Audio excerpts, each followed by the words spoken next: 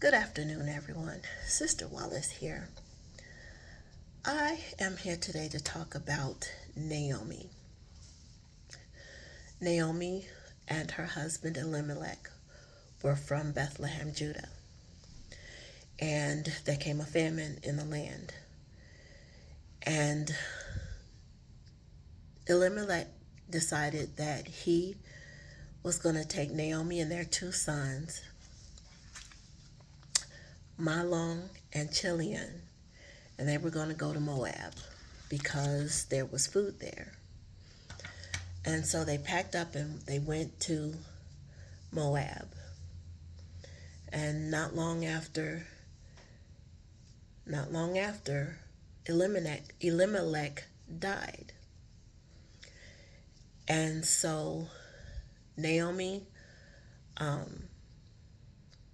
and her sons lived there for about 10 years. And while they were there, the sons took wives of the women of Moab. One's name was Orpah, and the other's name was Ruth. And so, after they had been there a while, the two sons died as well. And Naomi was left unprotected in a land that was not her home, with two daughters that she did not know how she was going to care for. Daughter-in-laws, if you will, but two daughters that she didn't have any means to care for. Because back then, women didn't hold jobs. Their sole responsibility was in the home with the children. And so there she found herself in this place, in this strange land, even though they had been there for at least 10 years. They found she was in this place where she had no resources. She had no family. She had no one that she could depend on. She had very little community because she was a stranger in this land. And I'm sure we have all felt out of place like that.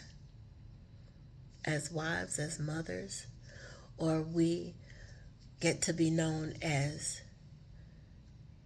Sherry's, Samantha's mother, Rodney's wife. You know that one sister that belongs to Cornerstone. And as individuals, we kind of lose who we are because we are in a place that we feel alone and lonely and lost. And that is the part of the story that is told openly.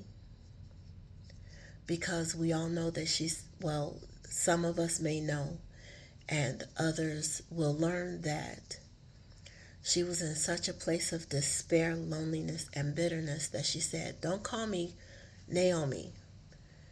Call me Mara, because I'm bitter." She's bitter and she's broken and she's bruised and she's not understanding why things have gone the way that they have. But if you look at the rest of the story, it also tells you what kind of person she was. Because easily, as soon as their husbands died, Orpah and Ruth could have left and gone back to their families because there were no other sons for Naomi to have. Because even if she'd gotten married right then and there, they would have to wait years for the sons to get old enough to marry. But instead, when she told them to go home to their families, they cried, they wept. So even in the midst of her bitterness, she showed love and kindness to these daughters of a strange land, of a strange people, that they didn't want to leave her. It also lets you know that She was not the type of mother-in-law that you see on TV in the middle of her children's business, you know, interfering in their marriages, as some have done, as some do, to the point that Orpah decided, yes, I'm going to go home to my family. But Ruth said, no, I'm not going. Where you go, I go. Where you worship, I worship. Where you die, I die. That says a lot to Naomi's character. Even in spite of the bitterness and the loneliness and the grief that she was going through, this daughter loved her so much. That means Naomi had to have treated her very well. Because I don't know of any of us that would stay with someone that we were not truly related to who treated us poorly. That's just not what we do. So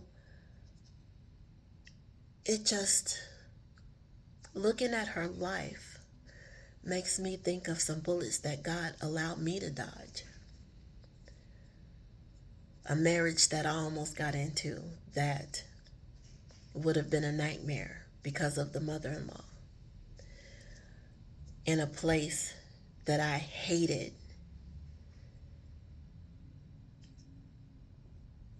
With this person, every time a decision was made, then I would hear, yeah, but mama don't think it needs to be this way.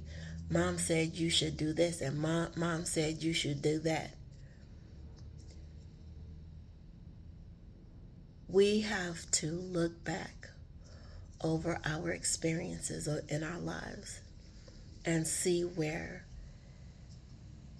we have been protected in spite of our circumstances, in spite of the way we were living, in spite of all the things that could come our way, that God held his hand open and protected us. The Bible says from dangers seen and unseen.